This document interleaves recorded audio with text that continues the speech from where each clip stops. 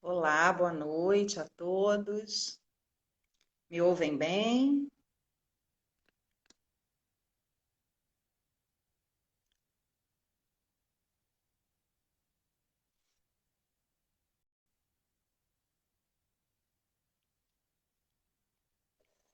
Só esperando a doutora Letícia aceitar o meu convite. Vamos. Doutora Letícia entrou, eu já fiz um convite, mas eu acho que eu vou ter que fazer de novo. Ou então, doutora Letícia, vê se você consegue pedir para entrar na minha live.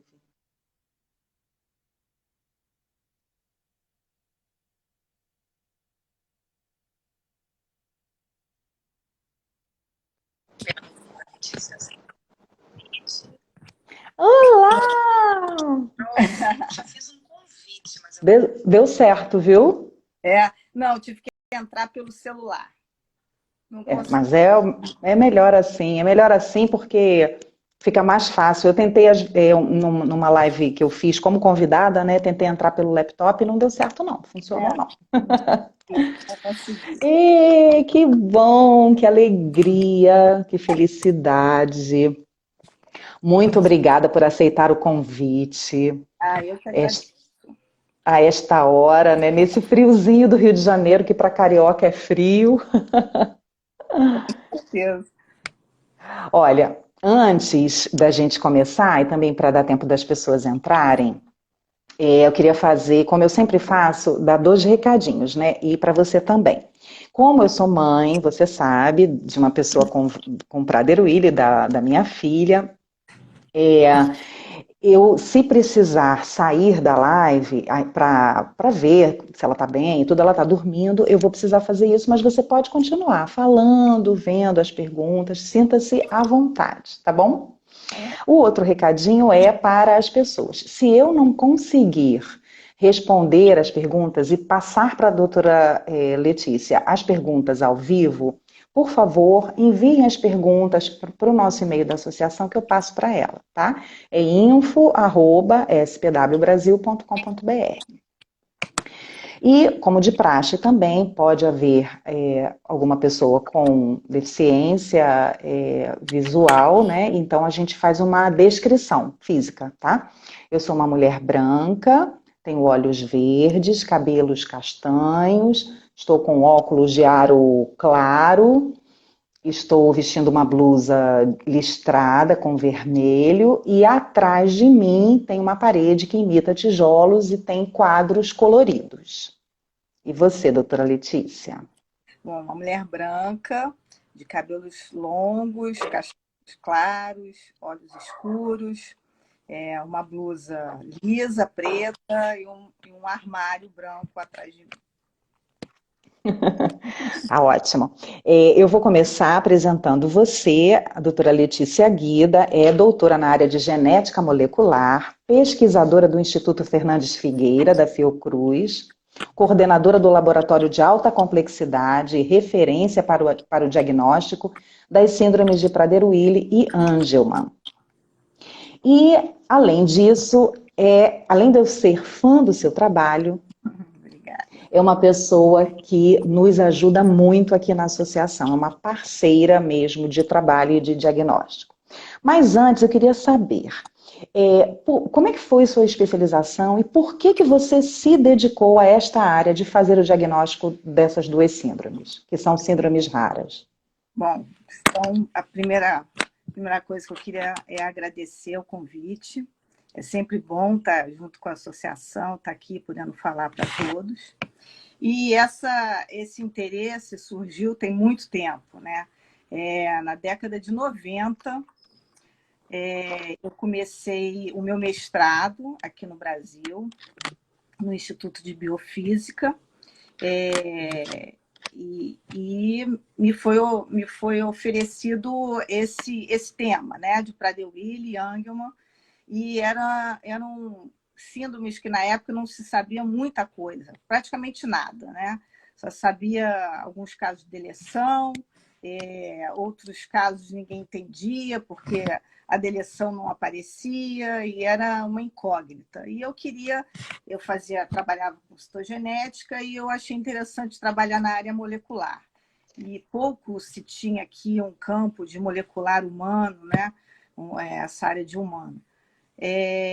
Entrei em contato, vi que o pesquisador na época que estava assim, desenvolvendo muita coisa nessa área, foi ele que descreveu um imprint genômico pela primeira vez nessas duas síndromes, e escrevi para ele, falei das minhas ideias, do que eu gostaria de fazer, e ele me ofereceu, vamos arranjar uma bolsa para você vir para cá. Eu acabei indo, consegui essa bolsa, fui no meu Para onde? Eu fui inicialmente para a Universidade da Flórida, em Gainesville, e depois eu acabei indo com ele fazer meu doutorado para Cleveland, na Case Western Reserve University. Então, esse pesquisador é um pesquisador americano que descreveu pela primeira vez o imprinting genômico, que é a característica da síndrome, né? Isso. E, na verdade, ele é australiano, mas muitos anos nos Estados Unidos, e é ele que descreveu pela primeira vez em alguma doença genética esse fenômeno de imprint, que no caso foram as síndromes de Prader e Angelman. Mas pouco se sabia, não se sabia nada, nenhum gene envolvido na síndrome, não se conhecia nada ainda, e só se sabia que estava envolvida uma deleção e também uma dissomia uniparental.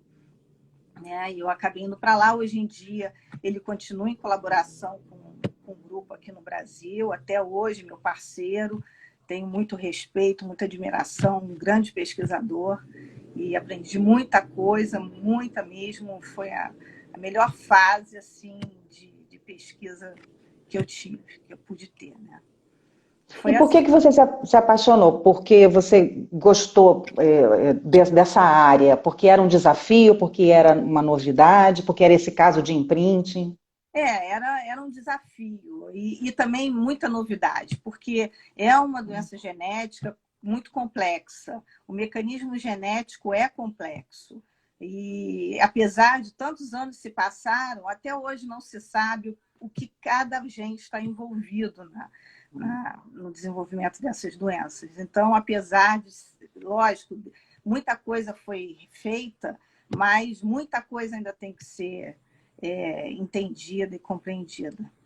Entendeu? Então, assim, por todo esse mecanismo genético complexo, você acaba também se envolvendo e se afetuando até a tudo, a todos os pacientes, ao que você pode contribuir. Eu acabei voltando para o Brasil, então eu me senti na obrigação de continuar esses estudos e fazer alguma coisa aqui pelos pacientes aqui.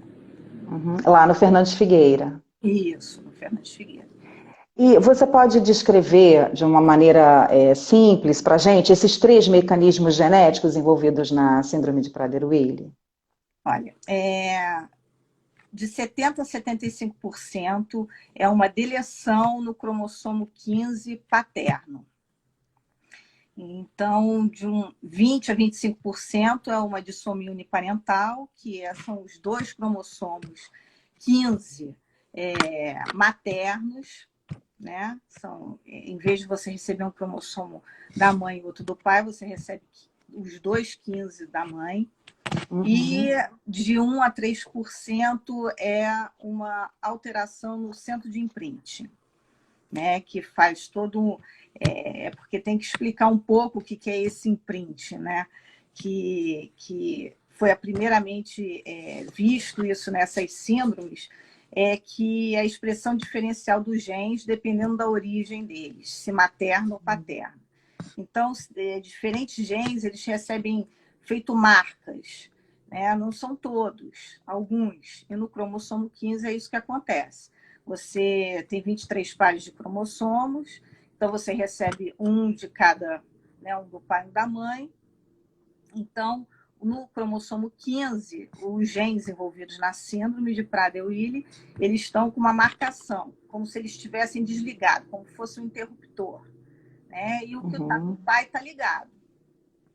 Então, é essa a diferença. Se você recebe 2 da mãe que estão desligados, você não vai ter nada, né? É a dissomia uniparental. Se você tem o do pai que é funcional, mas ele está deletado, você não vai ter nada também, né? Então, é isso que acontece. E essas mutações nesse centro de imprint é que eles controlam essa marcação. Eles marcam e desmarcam. Se você tem alguma alteração ali, alguma mutação, eles vão fazer uma marcação errada, né? Então, o pai estava com todos os genes funcionando, ele, como ele está mutado, ele vai dar um sinal de vou desligar esses genes. E aí a síndrome acontece. Então, por isso que é tão complexo fazer o diagnóstico, né? Os exames são complexos e a própria síndrome ela é muito complexa também, porque a gente vê muitas características comuns, mas muitas diferenças também, né? e ninguém sabe direito que cada gene, quais são as vias que estão envolvidas, né? Elas se sobrepõem a outras síndromes. Não é fácil o diagnóstico, né? Qual o exame, então, padrão para se diagnosticar, né? Quando a pessoa tem a desconfiança, o que o médico geneticista deve, então, pedir como exame? Então, após o diagnóstico clínico, né, o ideal é que se peça, para confirmar esse diagnóstico, é que se peça uma análise de metilação para a síndrome de Prader-Willi, né? Então, tem vários tipos de exames para análise de metilação. O importante é que você veja que ele tem um MS na frente, sensível à metilação. Então, é MS-PCR, o MS-HRMA, RMNA, MS-MLPA. Então, entendeu? Então, esses são exames de metilação. O que a gente escuta muito na associação, quando algumas mães vêm procurar a gente em dúvida, na maioria das vezes elas dizem assim, eu pergunto, quais são os exames que você já fez e tudo no seu filho ou filha? E aí elas dizem, eu fiz o cariótipo, e o cariótipo deu negativo. O que isso quer dizer? O cariótipo influencia no diagnóstico da síndrome de Prader-Willi? Olha, antigamente, lá para a década de 90, o cariótipo ele tem o seu valor até hoje, porque ele, na verdade, é um exame complementar. Ele, hoje em dia, você não pode fazer não deve, né? Pelas características do método, você não deve fazer um diagnóstico de Prader através da citogenética. Ele é um exame complementar para você ver alguma alteração estrutural do cromossomo 15, né? Uma translocação balanceada. Ele é um exame com muito valor, mas para você fechar um diagnóstico de Prader, não dá, é impossível. A não ser que tenha uma deleção muito grande no cromossomo 15, você faça uma técnica de citogenética de alta resolução, que dê para você ver, mas ele é um teste que tem limites, né? E você não vai conseguir detectar uma dissomia, então ele serve sim. Ele é um exame complementar que vai ver uma alteração estrutural que é rara, mas existe. E quando você detecta, por exemplo, uma translocação balanceada, você tem que fazer também o cariótipo dos pais, até para você poder ver o risco de recorrência daquela doença, né? Fazer o risco para aquela família, ver se um dos pais tem essa alteração, entendeu? Então, é importante, mas hoje em dia, pelas boas práticas do diagnóstico de Prader e Angelman, que isso tem uma norma, né? Que vem da Europa, hoje em dia ele é usado como um teste complementar. Qual a diferença de citogenética para genética molecular? Tem essa diferença? Sim, a citogenética ela analisa os cromossomos, né? E a molecular analisa o DNA. Então, é mais fino, né? Vamos dizer assim. Entendi. Na citogenética você vê alterações maiores, né, que você consegue visualizar a nível de cromossômico. E a molecular é mais específico, mais profundo, né? Isso. Entendi.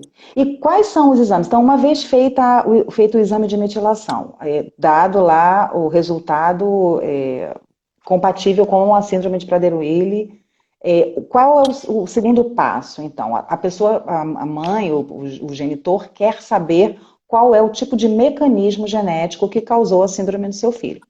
O que a gente faz? Bom, vamos por aqui começando. O HRN, a análise de metilação, né? Ele vai te dar 99% de acurácia. Ele é o padrão ouro para o diagnóstico, né, molecular. Depois do diagnóstico clínico, o ideal é fazer uma análise de metilação. Porém, se você deseja saber qual o mecanismo, né, para saber o risco de recorrência, porque o risco de recorrência é baixo na maioria, né, uma dissomia, uma deleção, o risco de recorrência é menor que 1%. Porém, quando tem uma microdeleção nesse centro de imprint, o risco de recorrência já aumenta para 50%. Né? Então, se deseja fazer essa análise e tudo, que queira saber o mecanismo molecular, existem vários exames disponíveis, vai depender do laboratório que você estiver procurando. E todos eles têm limites, não é único, vou te dar um único exame e ele vai te dar o diagnóstico fechado. Não é assim que funciona, né?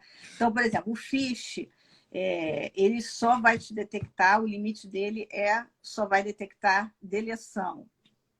Então, ele só detecta deleção. O MLPA, ele detecta, sim, a deleção, a dissomia, mas ele não diferencia a dissomia do defeito do centro de imprint. Então, se você teve a deleção, ok, fechou ali. Mas se você tem a dissomia, você vai ter que fazer outro exame, por exemplo, uma análise de microsatélite, um sequenciamento, para poder você fazer essa diferenciação, entendeu? Entre a dissomia e a alteração no centro de imprint. Uhum. E tem ainda o SNP array, né, o microarray também. E ele só vai detectar deleção, vai detectar dissomia, mas não detecta alteração no centro de imprint. Então, você teria que fazer outro também, caso desse dissomia, você teria que, ou não desse nada, não desse dissomia, nem deleção, você teria que fazer outro para ver se é uma alteração no centro de imprint. Uhum. Então tem, né, uma ordem, tem uma ramificação, né, nessa investigação. Isso. Hoje em dia, a mãe que tem alguma suspeita com o bebê ainda dentro da barriga, que o bebê não se mexe, ou pela ultrassonografia ele está abaixo do peso, há a possibilidade de fazer o diagnóstico da síndrome ainda de maneira intrauterina? Existe o chamado NIPT, que é um exame que se faz a partir da 10ª semana de gestação, através do sangue da mãe, sangue materno, e ele vai detectar o NIPT estendido, ele faz uma análise de metilação para SPW, né? E caso se confirme esse diagnóstico, é necessário fazer uma aminocentese. Mas é possível, sim, através do sangue da mãe. É menos invasivo, né? Porque a amniocentese ainda tem risco, né? A amniocentese. Bom, faz todos, né? Faz as mais comuns, síndrome de Down, Patal, Edwards, e essas são o NIPT normal e tem o NIPT estendido, que inclui microdeleções. Então, Prader-Willi, Ai, que bom. É mais uma ferramenta, né, para diagnóstico, né? Sim. Agora, nos conte sobre a sua pesquisa, sobre o seu trabalho, sobre a técnica que você desenvolveu. Porque, da minha parte, assim como mãe, o que eu sinto, né, e o que eu senti antes de a Valentina receber o diagnóstico, foi angústia por não saber e um bebê muito hipotônico, muito indefeso, que recebeu transfusão de sangue e que tinha as veias muito finas, muito profundas. Então, colher sangue de bebês na UTI neonatal é uma tarefa árdua e difícil, ainda mais de bebês muito hipotônicos, né? Então, eu sentia esse sofrimento por mim e por ela. E quando a gente percebeu, né, um geneticista foi chamado para olhá-la, e aí ele viu e quis fazer exames que descartassem essa hipotonia neonatal. E um deles foi o exame para Prader-Willi, que eu nunca tinha ouvido falar, logicamente, mas ele pediu de primeira o FISH. E não deu nada.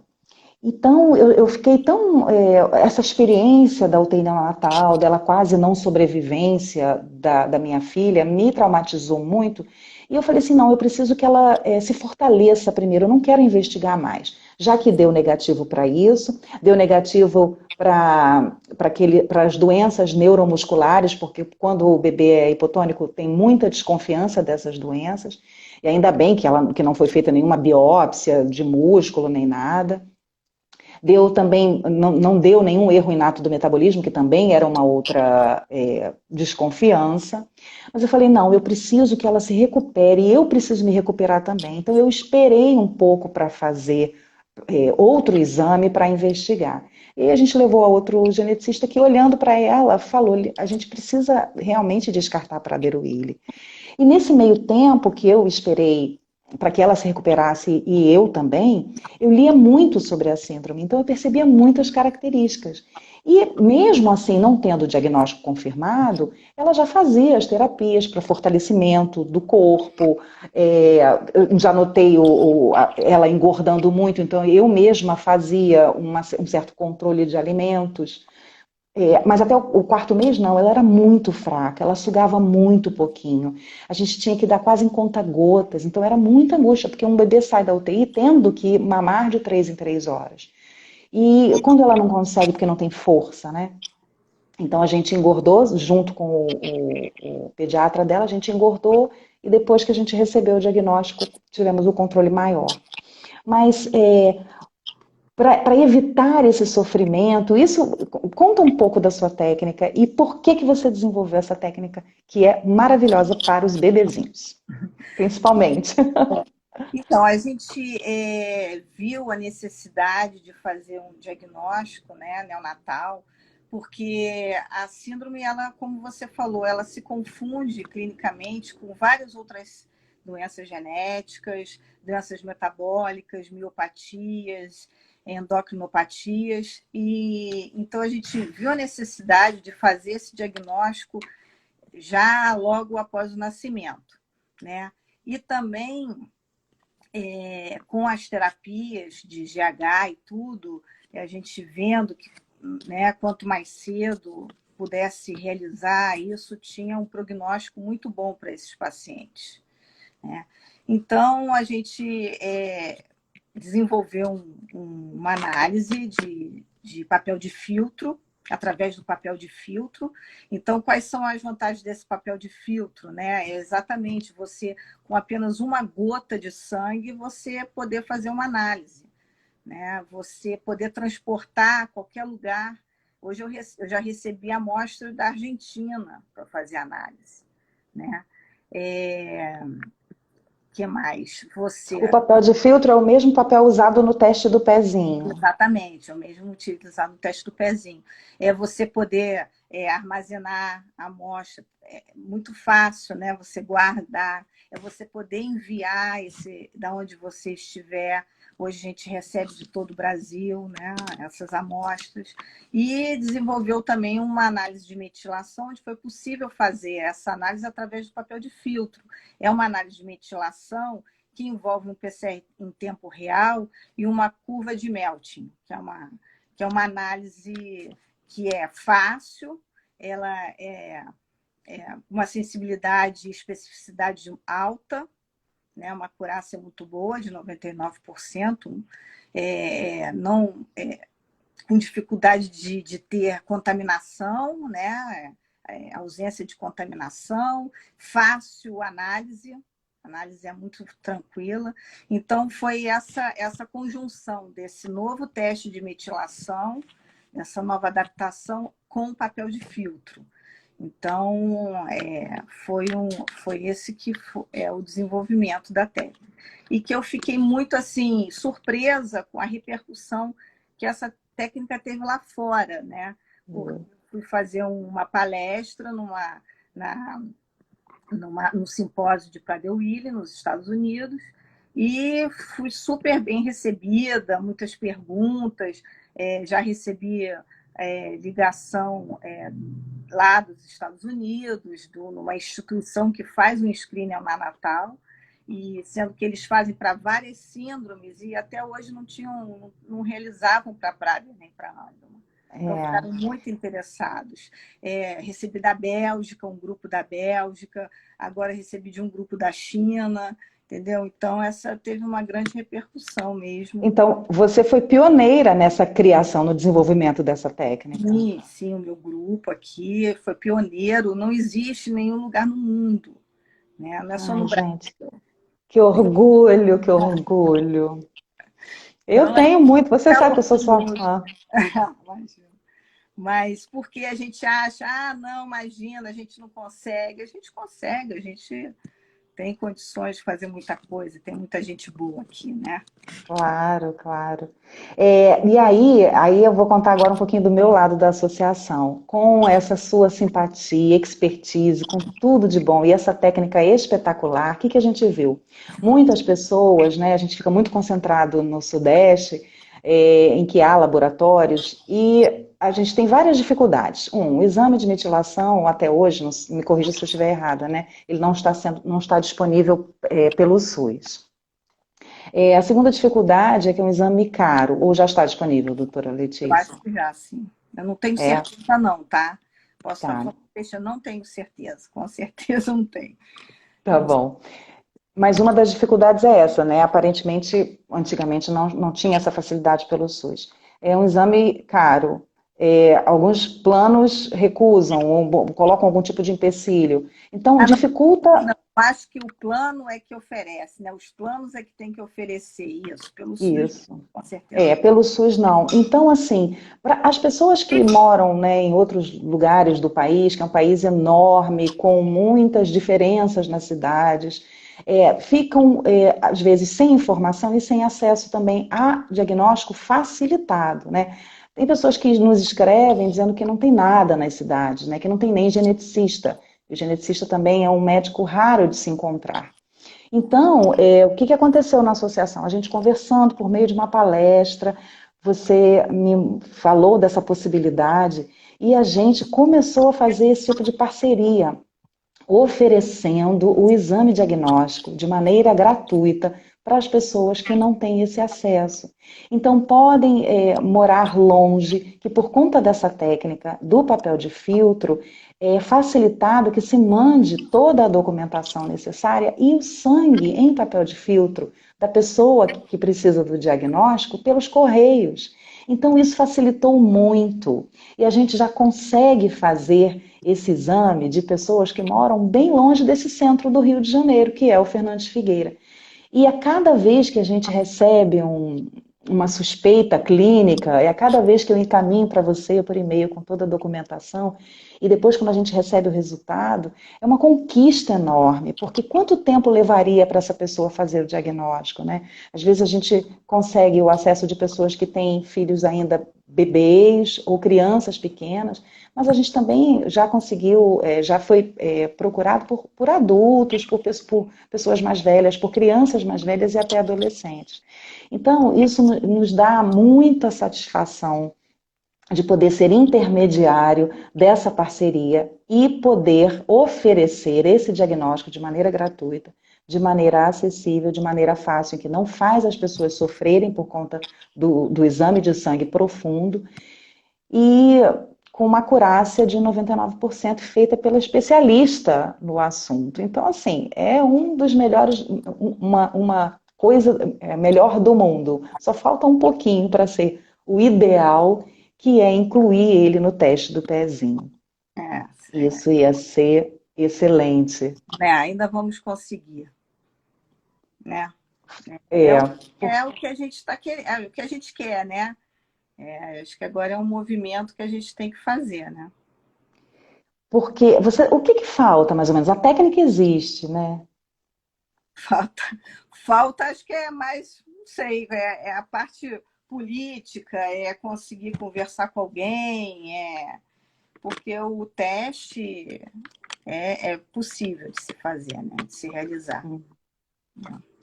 E aí, conta mais um pouquinho, assim, depois que você recebe o papel de filtro lá no laboratório, o que que você faz com ele? Porque às vezes a gente fica pensando, poxa, uma mancha de sangue, como é que você consegue analisar um DNA por uma manchinha de sangue? Bom, você extrai o DNA a partir desse filtro, né? Desse papel. Então, é usado kits e técnicas específicas que foram pesquisadas, né? E consegue fazer essa extração. Realmente, a quantidade de DNA é mínima, né?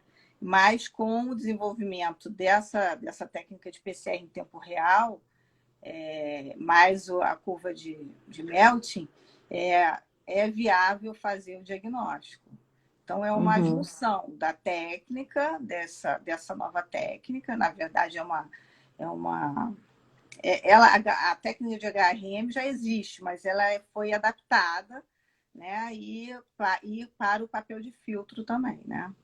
Então, é a junção uhum. dos dois, a extração do DNA no papel de filtro e a utilização dessa técnica para conseguir, mesmo com tão pouca quantidade de DNA, fazer esse exame. E você consegue fazer o diagnóstico tanto de Prader-Willi quanto de Angelman. Uhum. Agora, Ah, pode falar, doutora. eu assim, tenho muito mais suspeitas né, para encaminhamento de exame de Prader do que de Angelman. O Angelman ainda é muito subnotificado, talvez por eles irem muito para a parte de neurologia e tudo, não de repente, encaminhados por um geneticista. Então, eu tenho muito mais pedidos de exame para Prader. Agora, com a associação, né, de Angelman, Uhum. que recentemente se formou aí, eu acredito que a gente vai conseguir ajudar também esses pacientes de Angelman. A adorável Isadora, né? A mãe da Isadora está perguntando como conseguir o diagnóstico pelo IFF? Então, geralmente mora no Rio ou fora do Rio? É, ela, eu acho que mora, não sei se mora no Rio. Bom, se não morar no Rio, o médico a gente pode entrar em contato com a associação, acho que é mais fácil, né? Manda toda a documentação, que é uma ficha de cadastro, um termo de consentimento, né? E o médico tem que ter como é que se fala? Um pedido médico para o exame de metilação, preencher o cadastro e o termo de Uhum. consentimento, né? A Rose está perguntando se o diagnóstico é só para Prader-Willi e Angelman, né, Rose? Ou aceita outras síndromes também? Então, por enquanto, só para aderiano. Uhum. É, a Ele é Lene, mãe do Nicolas, está dizendo que acha que não tem certeza, mas que acha que o exame fica em torno de R$ 4.000. Outras pessoas também perguntaram se eu vou deixar a live gravada. Vou deixar sim, a live salva. No Fernandes Figueira faz o exame para verificar o tamanho da deleção? Sim, é possível. Sim, é E por que possível que isso é fazer o importante? DNA. Tamanho? Assim, eu acho que por enquanto não se associou ainda tamanho de deleção com diferencial clínico. Por enquanto não vi nada descrito. A única coisa assim que tem uma relação são os pacientes com hipopigmentação, que são a pele, a pele mais clarinha, os cabelos claros, né? Estão ligados, Uhum. estão relacionados com uma deleção maior do cromossomo 15. Tá? E também eu já vi alguns estudos informando também essa associação com alguns distúrbios comportamentais e a dissomia uniparental. E é uma linha também de estudo lá, né, do IFF, da gente, com o IED, a associação desses mecanismos genéticos com tratamento de GH, resposta ao tratamento, se tem alguma diferença nisso. É outra pesquisa que vocês estão falando, a doutora Latif mencionou. Que vocês querem ver o tipo de mecanismo genético e o fenótipo, né?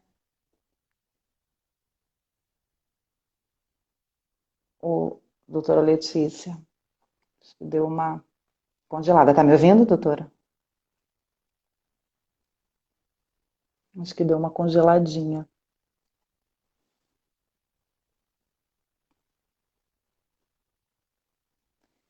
Vamos ver se volta.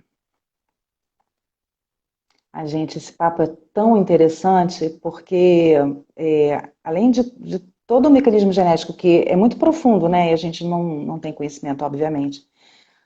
Mas ele é tão vasto, né? E é um caminho que é uma informação que diz respeito ao nosso código genético. Então, a genética em si, para mim, é um campo assim fascinante. A doutora Letícia volta. Tá me ouvindo? Voltou? Voltou? Quer sair e entrar de novo?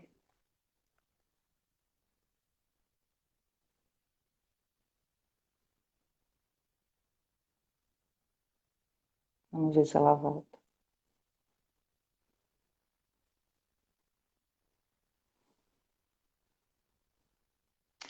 Live é isso. É bom que a gente pega o sentimento. A doutora Letícia saiu. Vamos ver se eu consigo chamá-la, peraí. Para a gente finalizar. Aqui.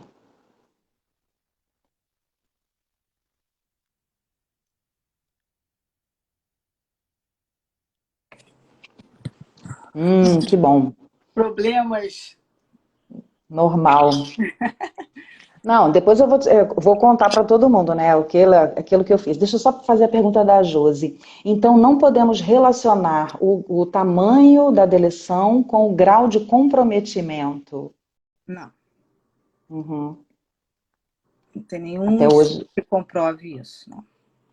Você sabe quantos exames, a partir desse desenvolvimento da técnica que você fez e da parceria que você fez com a associação e com o IED, quantos exames você já fez até hoje? Ela sabia que você ia me perguntar isso. Então, eu tenho esses dados a partir de 2017, porque é quando a gente conseguiu ter um sistema no laboratório que pudesse fazer a entrada dos pacientes e os resultados, né? Então, eu totalizei do HRM, no total, nós tivemos quase 200 exames, tá? E 68 foram confirmados com SPW. E encaminhados pela associação, os externos, nós tivemos 46 exames e 22 confirmados. Que bom. Olha, é um índice bom, né? Quase que 50%, um pouco mais. E agora, com a divulgação, né, mais assim, incisiva, a gente espera receber, né? Eu já estou mandando para você vários e-mails que a gente vem recebendo.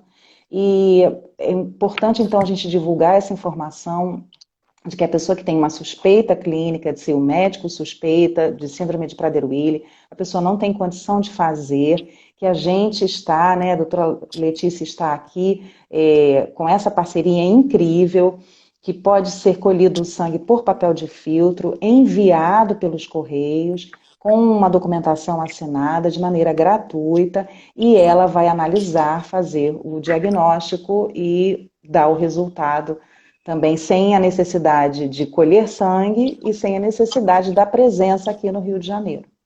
Então, para as pessoas que sabem dos casos, para as pessoas que estão ouvindo a gente nesse momento, é um convite que a gente faz, é só mandar um e-mail, para o meu e-mail, depois eu posso deixar aqui, é liane.mota, com 2 t's, @spwbrasil.com.br. Se também não conseguir pelo meu e-mail, pode ser info@spwbrasil.com.br, que eu também vejo e encaminho tudinho para a doutora Letícia. É importante ressaltar que esse diagnóstico, todas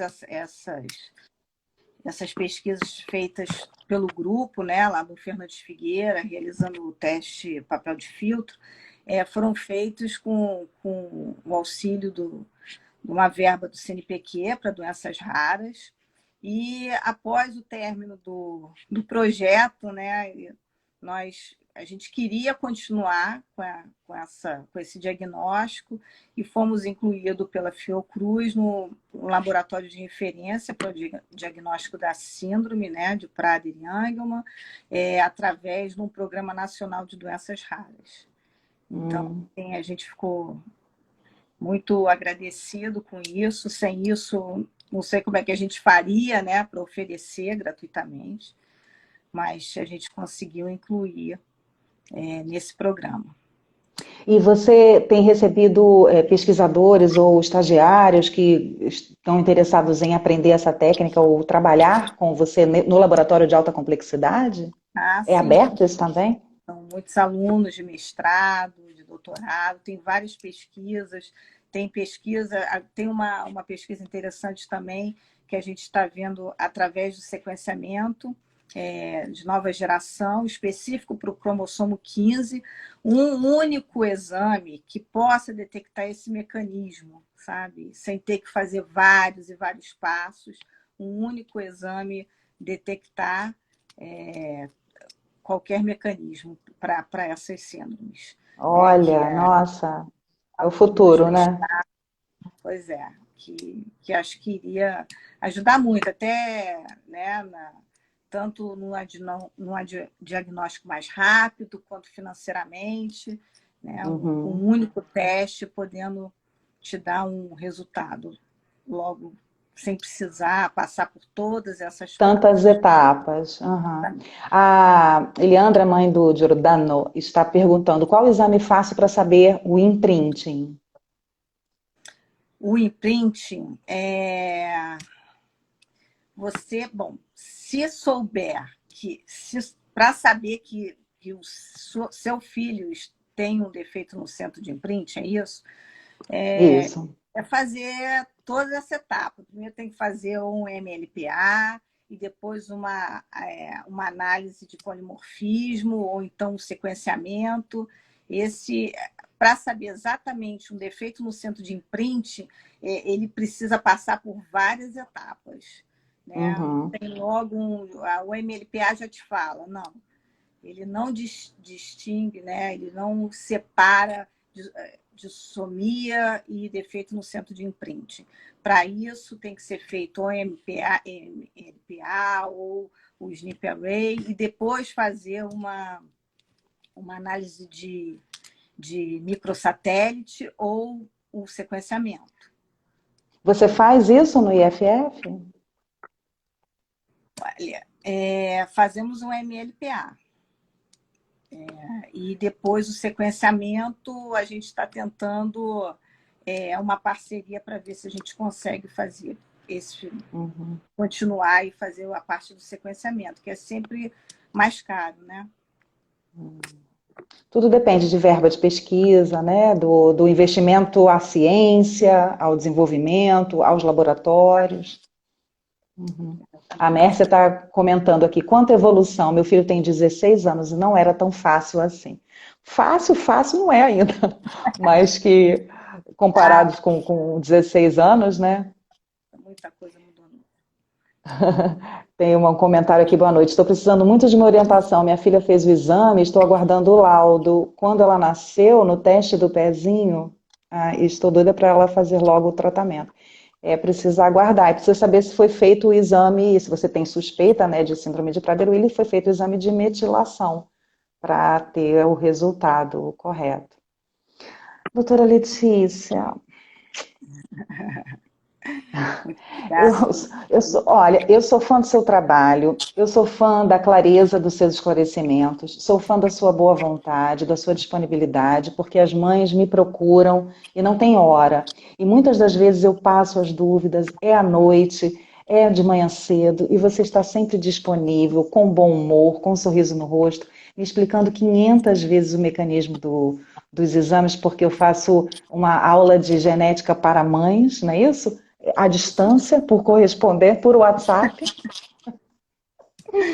Isso é um E prazer sempre poder ajudar e poder estar te esclarecendo para você muito, passar. e a gente fazendo essa ponte para as mães que ficam com muita angústia de receber o diagnóstico dos filhos, de uma maneira que não doa, de uma maneira que não seja invasiva, é, teoricamente rápido, né, que também não demora tanto assim. A gente teve um problema por conta da pandemia, com relação ao equipamento ser feito, ser é, emprestado para se fazer os exames de Covid-19.